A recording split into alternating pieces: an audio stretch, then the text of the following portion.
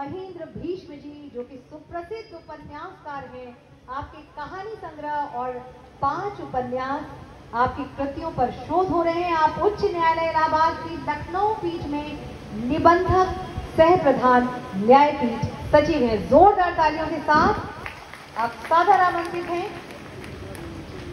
समृद्ध मंच एवं मेरे सामने बैठे हुए वृद्धजन, समय सीमा 3 से 4 मिनट है। मैं बहुत कुछ बोलना चाह रहा था, पर मैं उसको लिख के कभी प्रेषित करूंगा लेखक द्वय को। पर मैं इतना जरूर कहूँगा कि जिन्हें पढ़कर मेरी विचारधारा दृढ़ से दृढ़तर हुई, उनके सम्मुख में बैठे बोलने जा रहा हूँ। और जिनके सामने मैंने न्यायालय में अपनी सेवाएं शुरू की, वो आज मेरे सामने बैठे हैं समृद्ध मंच में। उनको प्रणाम करता हूँ और जय सिया राम से अपनी बात शुरू करता हूँ। ये पुस्तक मैंने आद्योपांत पढ़ी और इसका जो सुमेरु है अध्याय 12, इसका शीर्षक दिया इन्होंने त्रिबंध सूत्र पलायन नहीं, वरन समस्याओं में समाधान ढूंढना। न दैन्यम न पलायनम, जो अर्जुन का उद्घोष था गीता में। इस तरह से इस पुस्तक का शोध रामचरितमानस से, वाल्मीकि रामायण से उद्धृत कर इन्होंने अपने विचार रखे हैं मौलिक। इसमें आपको विंस्टन चर्चिल के सूक्ति वाक्य मिल जाएंगे, इसमें वाल्मीकि के रामायण के सूक्ति वाक्य मिल जाएंगे, विभिन्न विद्वानों के सूक्ति वाक्य मिल जाएंगे। त्रिबंध कौशल की ऐसी अनूठी कृति मैंने नहीं पढ़ी है। मैं स्वीकार करता हूँ कि जब मैं 29 वर्ष का था तो इसी तरह एक श्रीमद् भगवद गीता की टिप्पणी टीका गोविंद प्रसाद शर्मा जी का लिखा हुआ मैंने पढ़ा और मुझे बड़ा अफसोस हुआ कि मैंने भगवद गीता क्यों नहीं पढ़ी। और 29 वर्ष में मैंने पूरी गीता पढ़ी। इसी तरह मैंने श्री रामचरितमानस का पाठ किया है, अखंड रामायण में उपस्थित भी रहा हूँ। पर मुझे इस पुस्तक ने एक ज्ञान दिया कि मैं श्री रामचरितमानस पुनः पढ़ूं। ये श्रेय जाता है इस कृति को।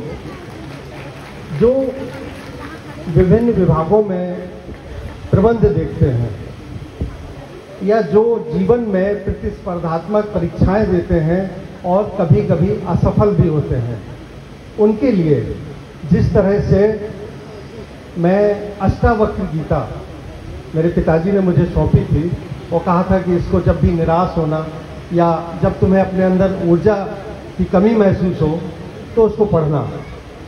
हमारे न्यायमूर्ति रहे हैं जस्टिस सबीहुल हसनैन साहब, उन्होंने वो कृति मुझे सौंपी, नंदलाल दसोरा की टीका।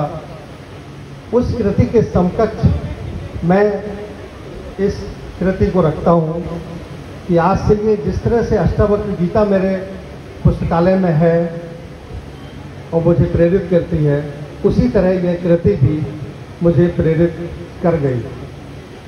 जिस तरह से छोटे छोटे उपाख्यान इस कृति में दिए हैं कि भगवान श्री राम के अनुज लक्ष्मण जी को शक्ति लगती है, सुसैन वैद्य बुलाए जाते हैं और हनुमान जी को कार्य सौंपा जाता है कि आप जाइए वो संजीवनी बूटी लेकर आइए। बस इसी प्रसंग के साथ मैं अपनी बात खत्म करूंगा, समय सीमा है मेरे पास। जब वो जाते हैं संजीवनी बूटी लेने, तो उनको एक कार्य सौंपा गया। किसके द्वारा सौंपा गया? श्री राम के द्वारा। और उन्होंने किस कुशलता से उस कार्य को संपादित किया, क्या क्या बाधाएं आईं। पहुंच गए पर्वतमाला पर, हिमालय, वहाँ पर समझ में नहीं आया कौन सी बूटी हम लेके जाएं, और वो उन्होंने अपना दिमाग लगाया, लेके आ गए, लक्ष्य को प्राप्त किया उन्होंने अनेक बाधाओं के बावजूद भी। इसी तरह उन्होंने नहीं सोचा था कि जब मैं मैया सीता का पता लगाने जा रहा हूँ लंका, तो मैं वहाँ जाकर मुझे आग भी लगानी पड़ेगी। उन्होंने नहीं मालूम था कि वो सुरसा समुद्र में आके खड़ी हो जाएगी और वो विराट अपना मुंह खोल देगी। पर उन्होंने अपनी क्षमता से, अपने बुद्धि से सुरसा के आगे जितनी भी बाधाएं आती गईं, सीता मैया का पता लगा लिया। उनकी अग्नि में, उनकी पूंछ में अग्नि दी गई, लंका जली, वापस सकुशल आ गए। इस तरह से कई प्रसंग हर अध्याय में आपने दिए हैं और पूरी तरह से सक्षम है आपकी लेखनी। मैं इसको कहता हूँ कि ये किताब जो प्रबंध में अध्ययन कर रहे हैं, MBA वगैरह, या जो किसी संस्थान के प्रमुख हैं या वो अपने परिवार के मुखिया भी हैं, तो ये किताब ये सुझाती है कि चुनौतियों को स्वीकार करो, इससे भागो नहीं, ना दैन्यम ना पलायनम। धन्यवाद। बहुत बहुत धन्यवाद डॉक्टर महेंद्र।